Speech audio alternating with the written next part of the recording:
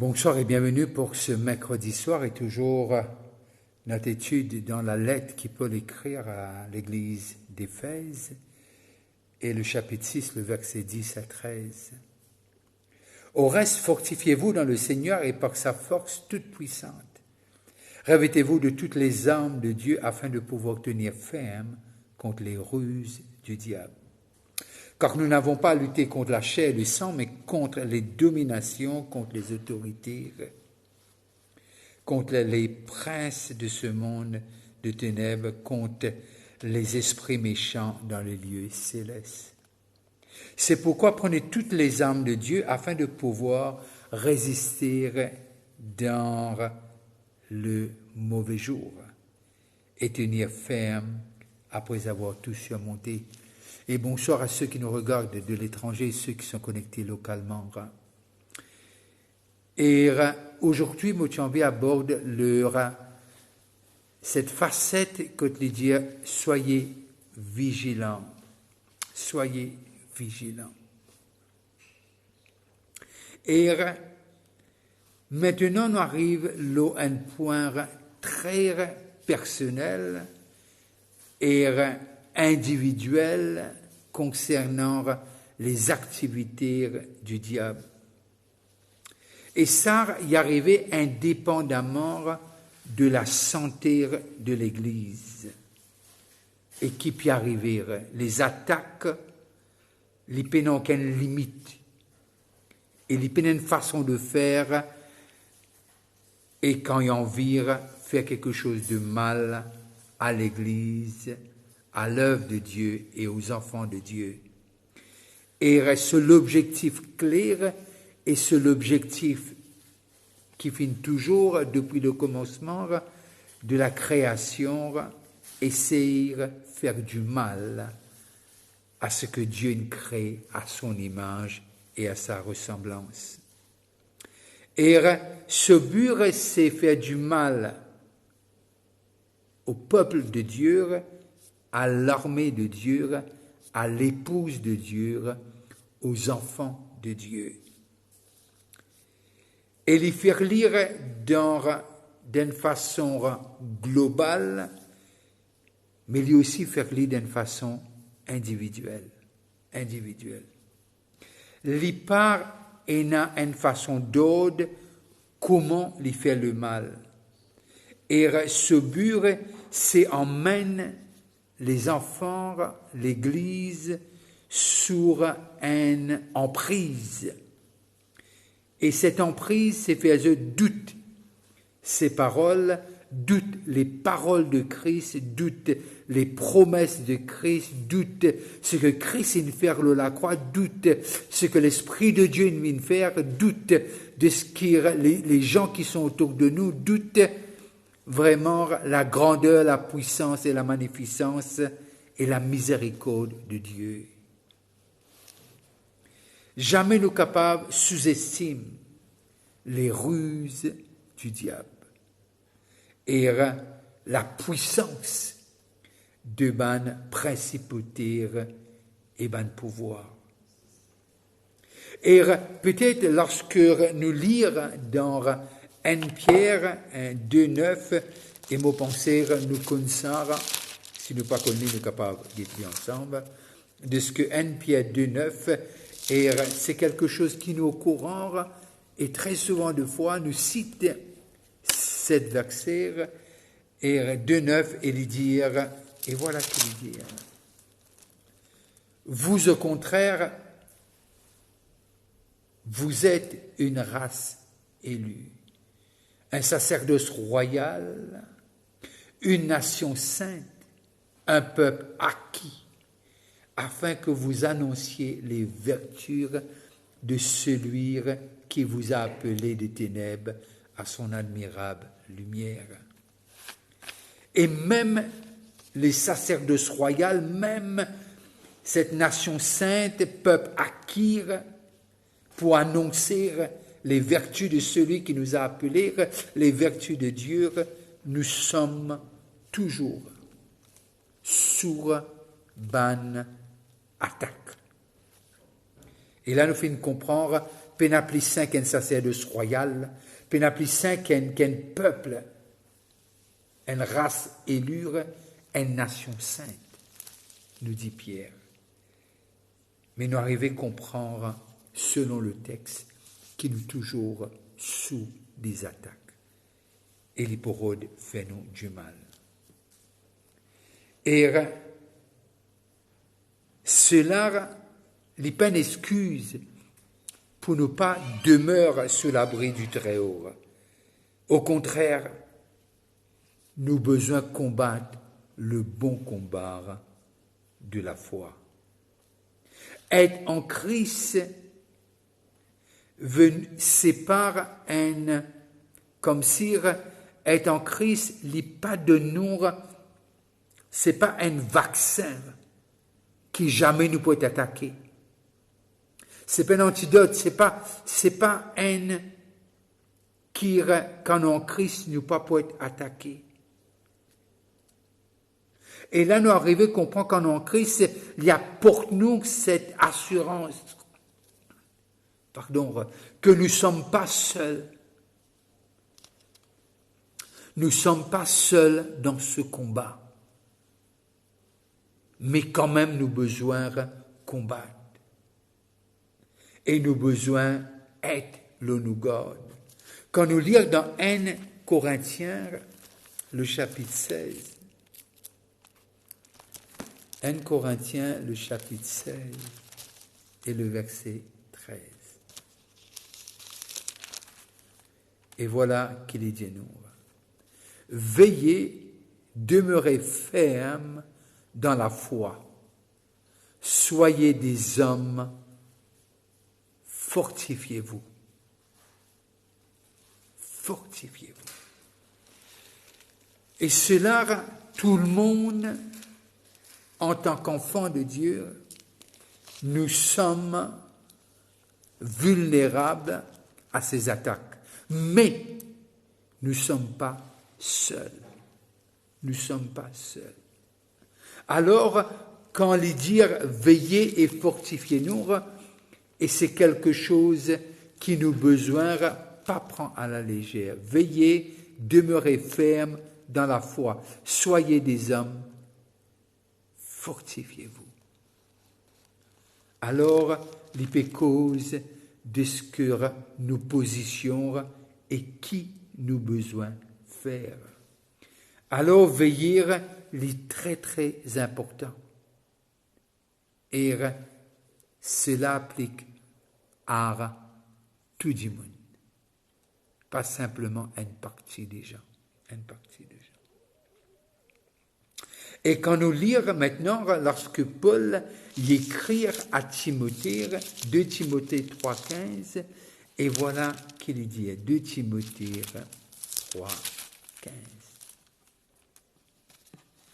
Et lorsque Paul écrit à Timothée, voilà qu'il dit, de ton enfance, tu connais les saintes lettres qui peuvent te rendre sage à salut par la foi en Jésus-Christ. Dès ton enfance, tu connais les saintes écritures qui peuvent te rendre sage, salut par la foi en Jésus-Christ. Et qui veut dire, les déjà mettre ce garçon Timothée au courant, les dire, porte attention à. Porte attention à. Et lorsque nous arrivons dans le jardin d'Éden, Adam et Ève, c'était la perfection. Qui veut dire, le ruse du diable, l'y attaque. Et venir surtout pour ceux qui ont un rêve, qui ont une vision, et qui Dieu, il a inculqué quelque chose, il demande à Dieu pour faire quelque chose dans toute la vie. Et c'est ça, sur objectif. faire du mal. Et nous arrivons aussi à comprendre de ce que les dire Timothée, tu as besoin de toutes choses et qui te besoin aussi veiller et sonde les esprits et pour te connaître qui est de Dieu et qui n'est pas de Dieu. Alors, première chose, nous arrivons à comprendre, Paul faisait comprendre ce besoin de vigilance. Deuxième chose, des autres comme ça, j'ai besoin d'une attention à la parole, parce que la parole, c'est ce qui nous rend nous libres. La parole est la vérité. Et troisième chose, Paul arrive fait nous comprendre dans ce texte qu'il nous besoin de prier. Et lorsque nous lisons cette même chapitre, dans un peu plus loin dans le chapitre 6 et le verset 18 et 19, et voilà qu'il dit, prenez aussi le casque du salut et l'épée de l'esprit, qui est la parole de Dieu. Faites en tout temps par l'esprit toutes sortes de prières et de supplications. Veillez à cela avec une entière persévérance et priez pour tous les saints. Priez pour moi afin qu'il me soit donné, quand j'ouvre la bouche, de faire connaître hardiment et librement le mystère de l'Évangile. Faites en tout temps par l'esprit toutes sortes de prières.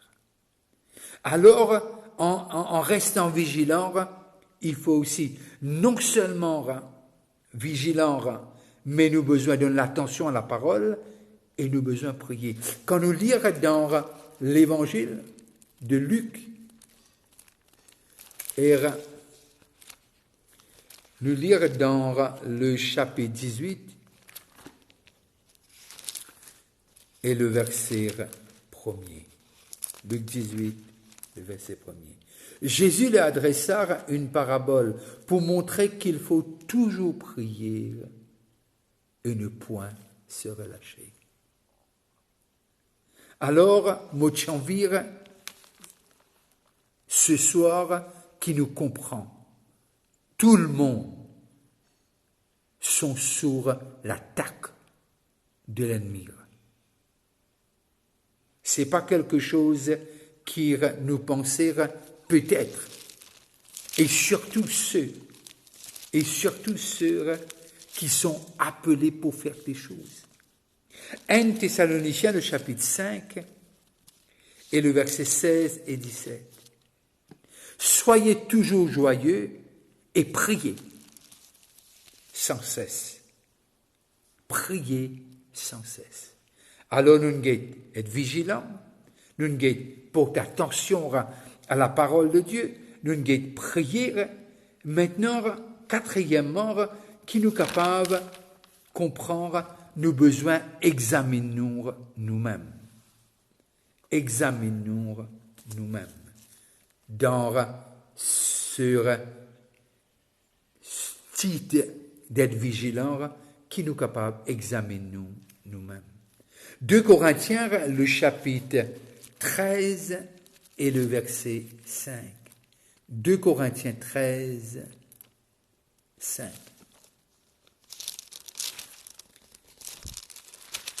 Et voilà ce qu'il Paul dit. 2 Corinthiens 13, 5. Examinez-vous vous-même pour savoir si vous êtes dans la foi. Éprouvez-vous vous-même. Ne connaissez-vous pas que Jésus-Christ est dans vous? Alors, pour nous examiner nous-mêmes, et quelque chose qui nous besoin faire quotidiennement. Pour guetter côte-métier. Et lorsque, dans l'Apocalypse, Jean cause de plusieurs églises, et il disait comme ça, et côte de faille. Et il montrait de faille, et il disait, par exemple, quand il cause à l'église d'Éphèse, et il dit lire un petit coup ensemble, qu'il dit à l'église d'Éphèse dans Apocalypse, le chapitre 2. Apocalypse, le chapitre 2 et le verset 4 et 5. Mais ce que j'ai contre toi, ce que tu as abandonné ton premier amour. Souviens-toi donc d'où tu es tombé, répands-toi et pratique tes premières œuvres. Sinon, je viendrai à toi et jeterai ton chandelier de sa place, à moins que tu ne te répandes. Et là, lorsqu'il cause à l'église d'Éphèse, dans Apocalypse, il dit quelque chose. Il finit raconte-lui un peu, mais là, il vient leur sa faiblesse. Il dit, tu as besoin, reprends-toi et retourne leur ton premier amour.